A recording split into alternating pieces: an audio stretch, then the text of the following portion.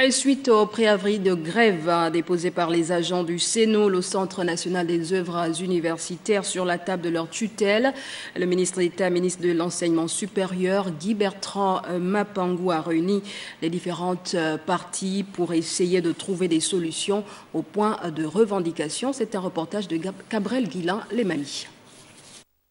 La gouvernance, la sécurité, la question du paiement des primes et leur provenance, la justice sociale, autant de sujets abordés durant cette rencontre au cours de laquelle le ministre d'État en charge de l'enseignement supérieur a invité les uns et les autres à la négociation afin de trouver des solutions aux différents points de revendication. Le climat social, c'est vous qui le construisez. Vous êtes les bâtisseurs d'un climat social apaisé. C'est ça. Ne rentrons pas dans un conflit inutile.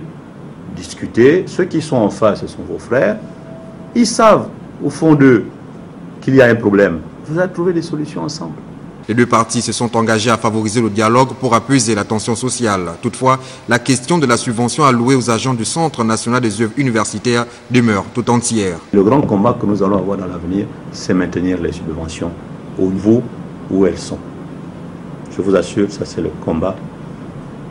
Comment faire que les finances sachent qu'il y a 100 Gabonais maintenant, qu'il faut de l'argent pour les payer. Parce qu'en ce moment, nous n'allons plus rechercher pourquoi nous avons pris 800. Parce que 800, c'est des Gabonais maintenant qui travaillent. Recherchons les solutions pour que ces 800 gardent leur travail, aillent en retraite. En rappel, il y a quelques jours, le SINAPOGEG, le syndicat national des personnels de l'administration universitaire et des grandes écoles, avait décliné l'ouverture des négociations. Selon les membres de ce mouvement syndical, il n'avait pas été informé à temps.